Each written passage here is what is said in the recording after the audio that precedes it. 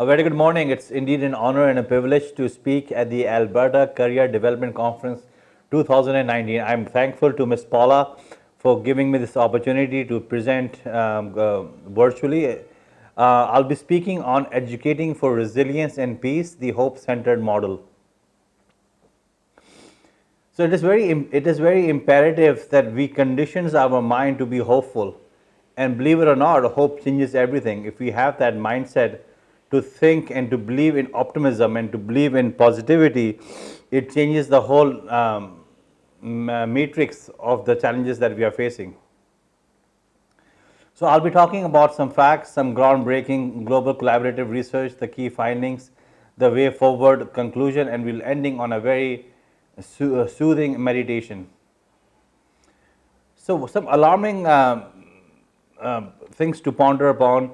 Depression in youth is increasing across the globe. There are high suicide rates in youth. They are not able to cope with the uncertainties.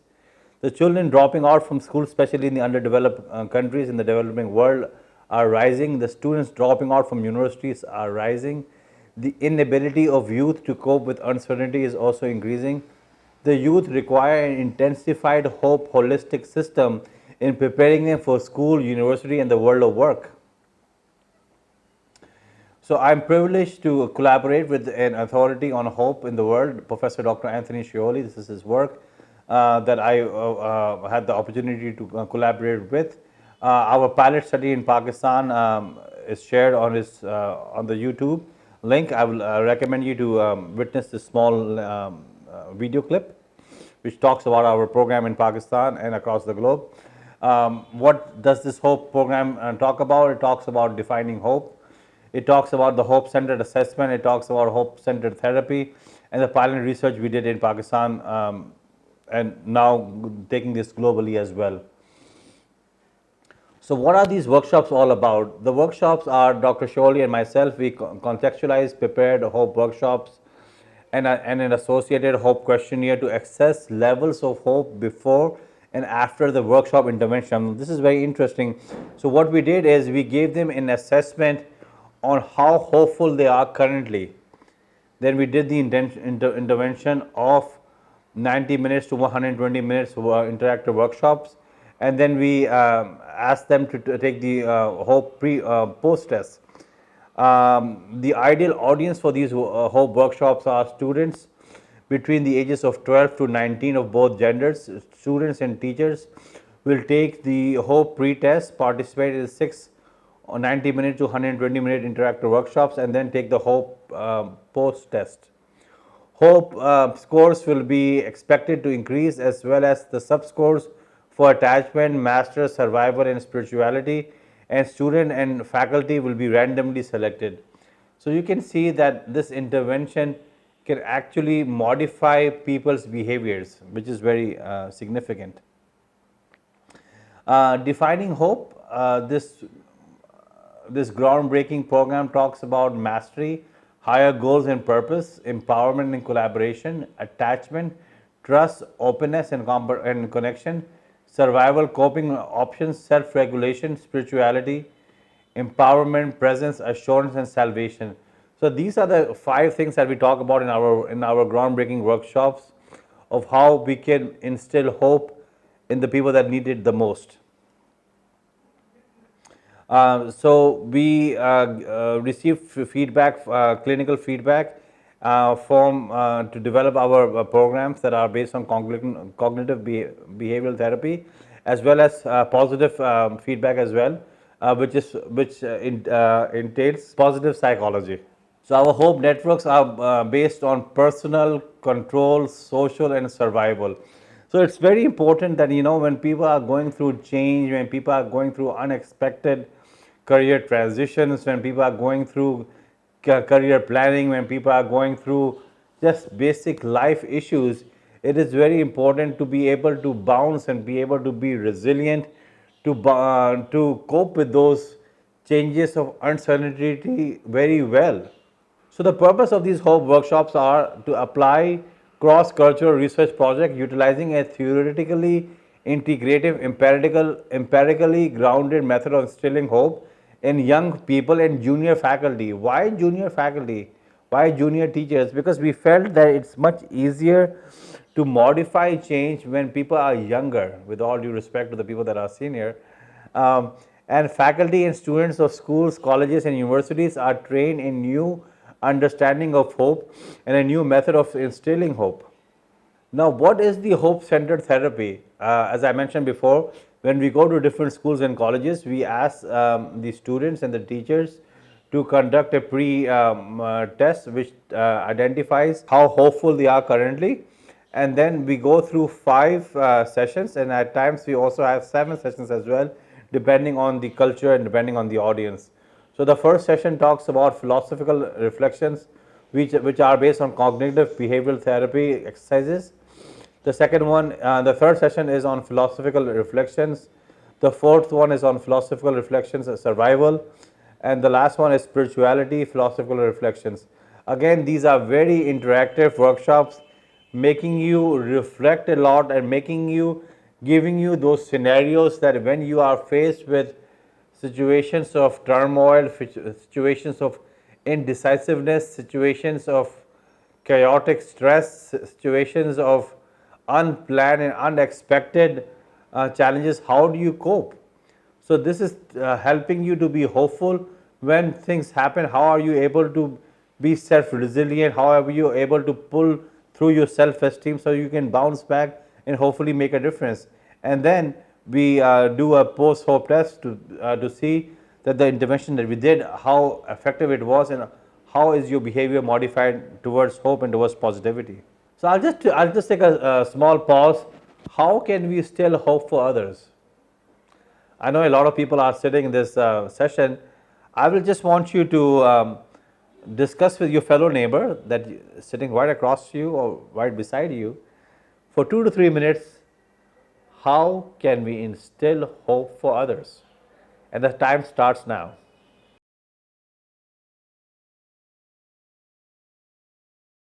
So, I hope you enjoyed this hopeful activity and you were able to get different perspectives on how to be hopeful.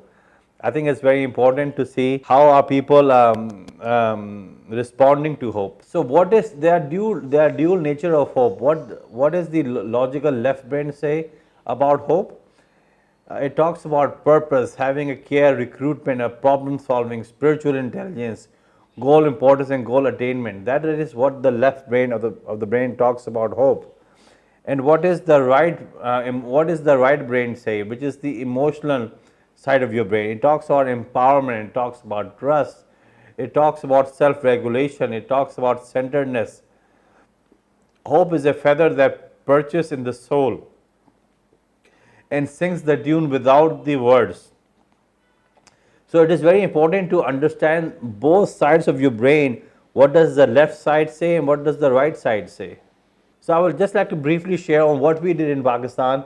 When we adapted the Hope program in Pakistan, we looked at the founder of the nation, which is Quaid-e-Azam Muhammad Ali Jinnah, and he talked about 3 things. He talked about unity, he talked about faith, and he talked about discipline.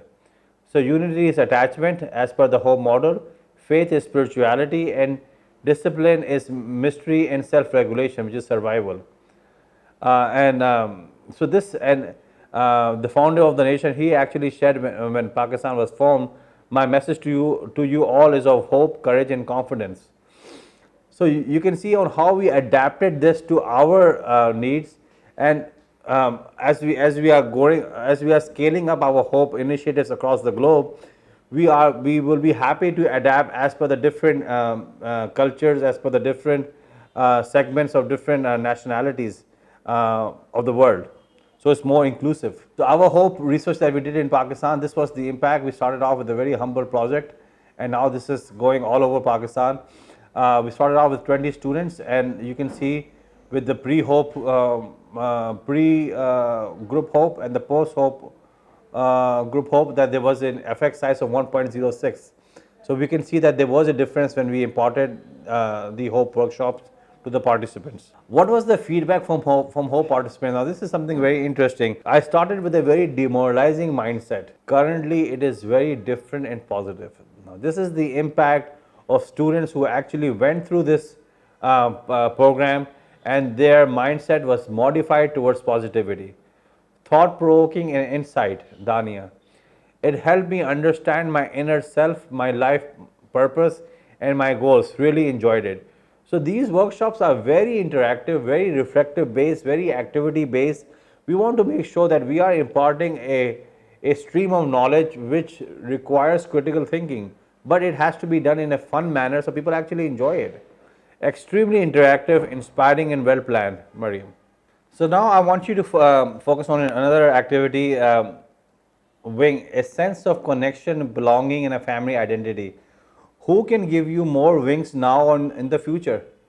Now you need to reflect on who can give you more power, who can inspire you, and who can give you more power.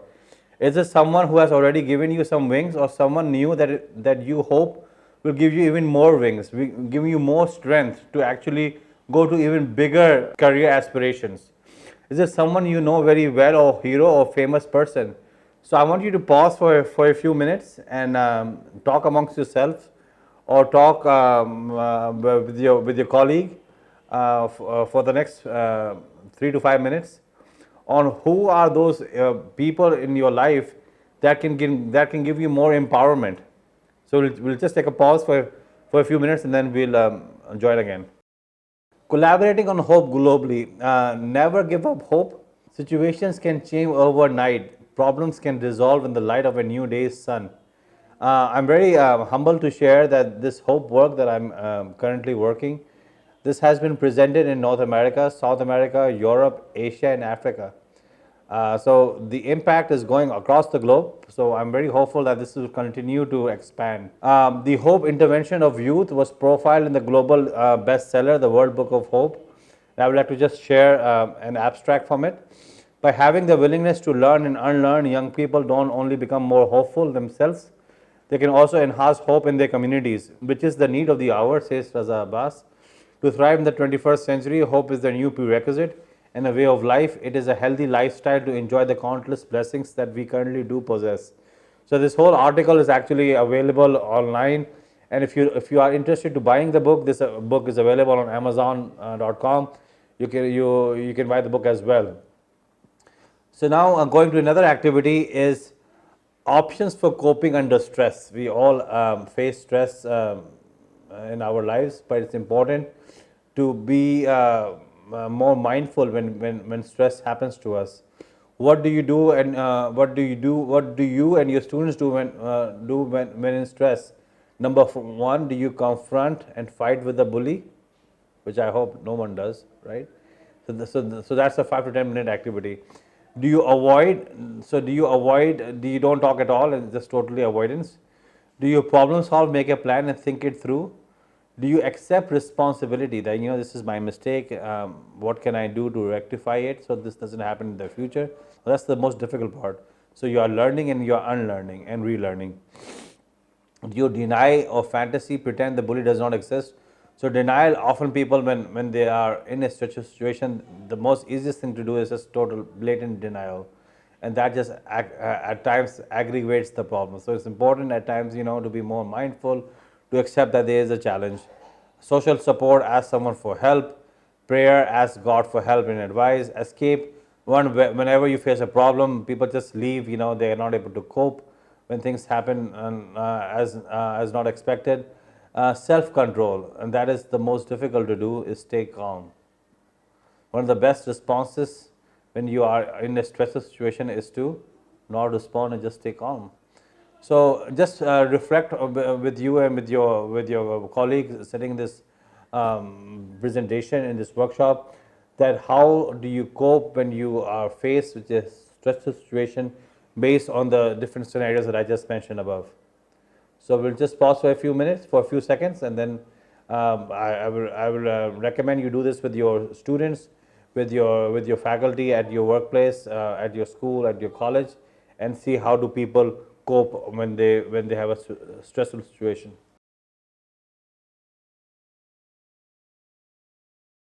So invest in hope. The global collaborations. How can people invest in hope? Through business philanthropists, through educational institutions, through the Ministry of Education, Youth and Labor, through corporate sector, which is the corporate social responsibility, and through global donors. Um, from our research, what were the findings? We came to know that to strengthen and sustain the supply side of teacher training practices by facilitating hope-based institutionalized teacher training workshops for teachers and youth at education institutions, especially schools K to 12. Why K to 12? Because that is the best age for career transformation. Young people are deeply pessimistic, unfortunately, to overcome the challenge, and this is especially in the developing world and the underdeveloped world. To overcome the challenge, hope support is required at all levels, school, colleges, and universities in making informed career decisions. Introduce hope-based elective course in schools, colleges, and universities, leading to optimistic graduates and well-being. Hope programs will help the youth in selection of right career path, and youth will lead meaningful careers. So one of the key things is, when graduates, when they go to the workplace, is they are disengaged. They are not. They are not that flexible, and they have attitude problems initially in their career. So once you go through this hope conditional based hope program at the school and at the college level, that will automatically make your mindset much more flexible and much more accepting to change. And a lot of organizations, when they evaluate the employees, they see how is this person willing to accept change. So this hope training will really help them in their workplace, that they will be fluid in accepting change, they will be more growth oriented, and they will constantly seek continuous improvement, which will not only benefit the employer but it will benefit their career as well. The implications of the HOPE study for education institutions. There is an acute need of HOPE qualified career counseling, and practitioners are required nationally and globally to nurture the disadvantaged, demoralized, yet talented youth. They are talented, but they require a training that makes them believe in themselves, that they can make enlightened career choices. Educational leaders in government, it is a source for socio-economic think tank to rethink educational policy in emerging regions, integration of hope in curriculum. So it's important that at the school level we integrate hope as a curriculum, so students are more positivity and are more resilient. So when things happen unpredictably, they are able to cope much better. For potential employers, as I mentioned before, study findings show imparting hope, employers will have optimistic graduates that will result in having an engaged workforce, which unfortunately is not happening right now. A lot of millennials are switching jobs very rapidly, and there's a big turnover challenge at the corporate level.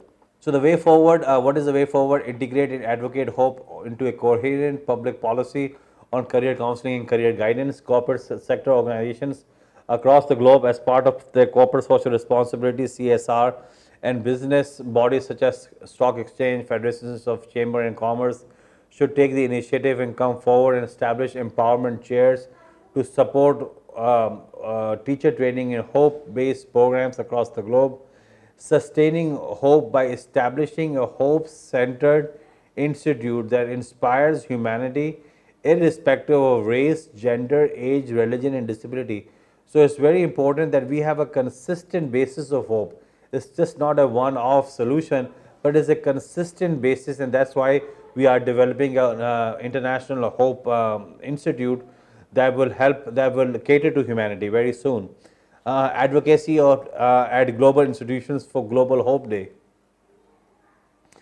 Conclusion, a win-win situation for key stakeholders, students, educators, practitioners, employers, institutions, and global regions, building bridges and seeking collaborations of hope with educational institutions to initiate teacher training in hope and youth hope programs. Initiate a hope association online consisting of like-minded thinkers, educators, practitioners, youth employers on Facebook and LinkedIn, and instilling hope in youth will be key to building sustainable inclusiveness, peace, and social justice for a safer world. Meditation on hope attachment. Now I will request all of you to close your eyes and defining the self, and keep breathing. Now imagine a scene of you sitting by yourself. You are sitting all by yourself. You are doing something fun, something you really enjoy, something that is perfect for you. something you are doing by yourself and for yourself, the scene will get clearer and clearer, clearer and clearer. You are very interested in what you are doing. You forget about everything else and everything, you forget about everyone else and everything else. This is your time and your place. This is about you and how you feel and how and who you are. Now imagine how you feel inside as you do this activity. Imagine how good you feel inside. Now imagine in your mind that you're looking down at you, sitting and having a good time. You see yourself and only yourself. You now see and feel who you are, what you like and who you are, a solid and whole person like no one else, a solid and whole person like no one else. My hope will go with you.